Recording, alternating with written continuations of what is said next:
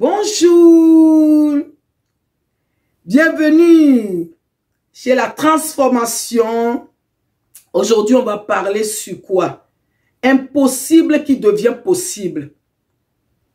Ta situation aujourd'hui qui est impossible pour les hommes, elle devient possible par Dieu.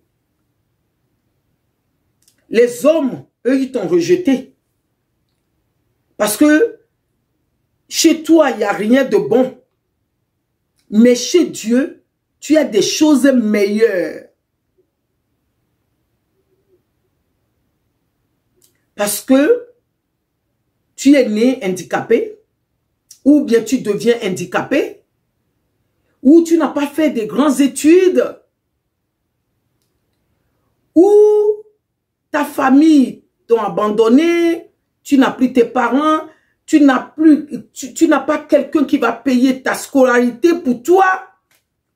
Mais, je dis mais, Dieu dans tout ça, il est en train de préparer des choses merveilleuses pour toi, pour moi, pour nous.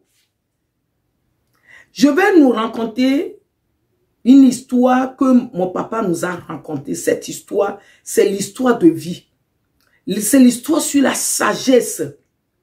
C'est l'histoire que Dieu, il est capable de changer la vie de quelqu'un aujourd'hui que ils ont négligé, les gens, ils ont rejeté. Dieu ramasse tout ce qui est rejeté et il les relave.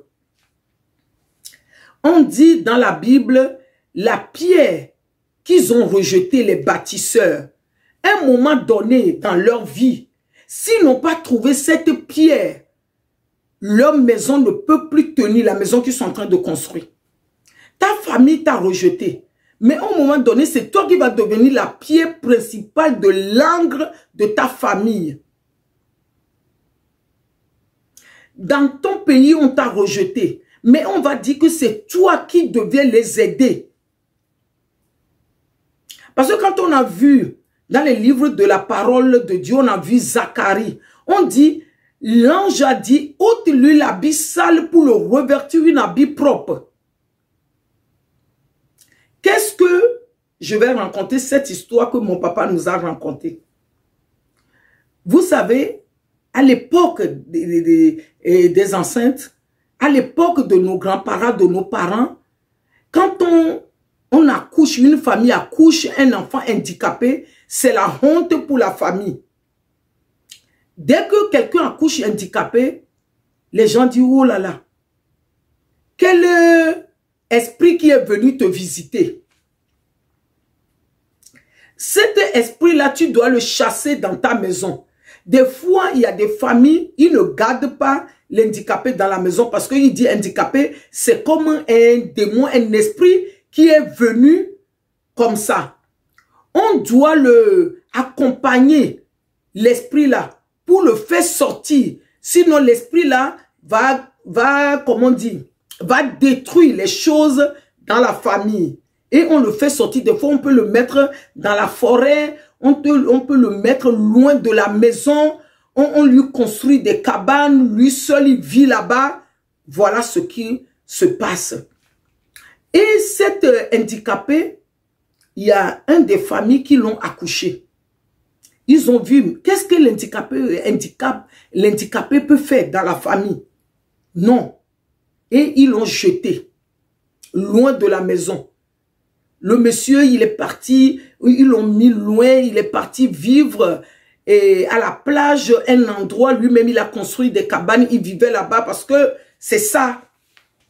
Mais Dieu, lui, n'a pas encore dit son dernier mot. Qu'est-ce qui s'est passé un jour? La famille était tourmentée par un esprit. Un esprit que la famille avait rencontré dans la forêt. Ils étaient partis dans la forêt chasser. Ils avaient rencontré cet esprit.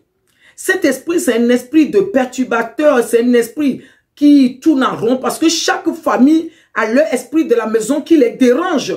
Mais on n'est pas là pour parler de ça. Et cette famille était poursuivie par cet esprit-là. L'esprit les a dit dans la forêt, de les aider. L'esprit a pris le corps d'un homme. Ils l'ont aidé parce que ses cheveux étaient attachés à une arbre. Ils l'ont coupé le cheveu. L'esprit lui a dit, moi, mon cheveu, on ne coupe pas. Comme vous l'avez coupé, vous allez faire des sacrifices à la fin, mais sacrifices de un de vous deux. Parce que en Afrique, chez moi au Togo, on appelle l'esprit là Azan. Bon, en français, je ne sais pas comment on le dit. Mais qu'est-ce qui s'est passé? On lui a demandé pardon. La famille lui a demandé pardon. Jusqu'à on l'a ramené l'esprit dans le village. Tous les villages lui ont demandé pardon. Mais l'esprit ne voulait pas partir. Ils sont rendus compte que ils avaient un enfant handicapé qu'ils ont chassé, que comme cet enfant n'est pas de valeur, ils vont le prendre pour sacrifier, pour que l'esprit puisse partir, pour laisser la famille, pour libérer la famille, pour que la famille puisse être libre, se marier, faire le travail pour être bien. Maintenant, arrivé devant la personne handicapée qu'ils ont fait sortir dans la maison depuis des années, l'esprit lui a approché. Il a dit l'esprit. Il a demandé l'esprit qu'il veut bien se sacrifier pour la famille. Mais avant de le faire, il a dit à l'esprit, toi tu es venu sur mon territoire. Que l'esprit était venu sur son territoire. Son territoire c'est la plage. Maintenant il a marché avec son pied. Il dit, si tu vas réussir à effacer tous tes pieds sur mes sables, moi, je vais me sacrifier pour ma famille, pour sa famille. L'esprit n'arrivait pas à effacer ses pieds parce que quand l'esprit pose les pieds par terre, il efface. Quand il enlève pour poser ailleurs, il efface jusqu'à ce que l'esprit s'est rendu compte que il ne peut pas effacer tous ses pieds. Et il a libéré la famille. Il a libéré la famille à cause de quelqu'un que la famille avait rejeté. C'est cette personne-là qui a sauvé la famille maintenant. Pourquoi? Il était handicapé. La personne que tu vois aujourd'hui qu'il est handicapé, soit handicapé physique, ou handicapé intellectuel, ou l'handicapé d'argent, ou handicapé de mariage. Et tu vas lui dire, toi tu fais honte pour notre famille, éloigne-toi de moi. Peut-être demain cette personne, c'est lui qui a la sagesse de Dieu pour sauver ta famille. Ou bien pour te sauver dans ta vie. On néglige les êtres humains. Mais on ne sait pas derrière la situation que la personne est en train de traverser, quel est le plan que Dieu a réservé pour cette personne.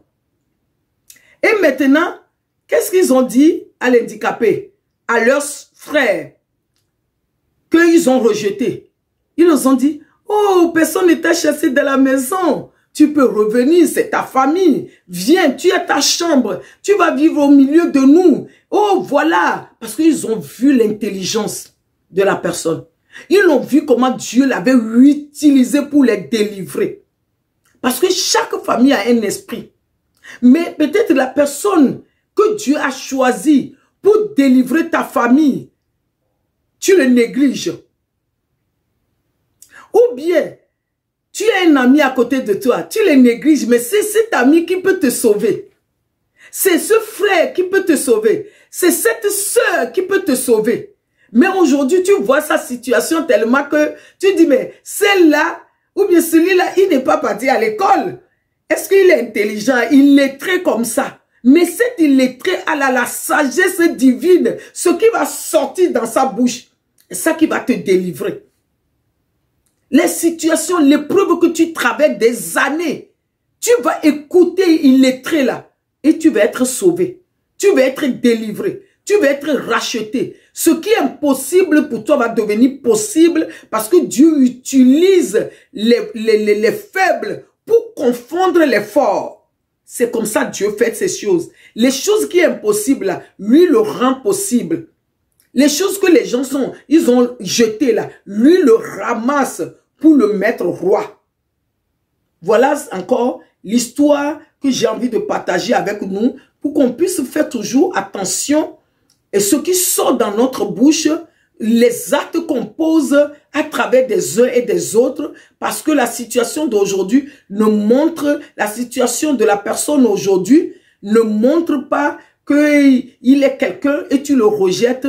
Demain, tu vas le voir, tu vas avoir la honte de le saluer ou de la saluer parce que Dieu a changé son histoire.